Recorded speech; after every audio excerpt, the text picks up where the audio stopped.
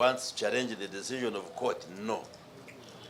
What we are doing is actually implementing what court advised.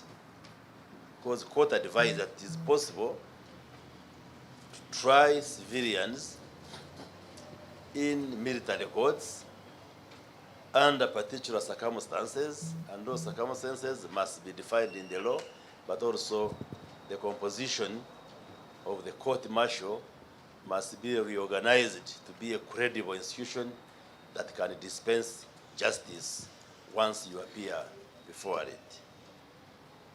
But there are also other amendments which had been proposed earlier on before this ruling, touching a number of provisions on pension and other welfare issues, which we have upheld, and these will be taken to Parliament for further processing before it can be enacted into a new law.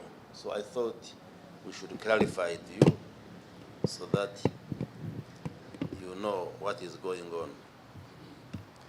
The last issue that we discussed was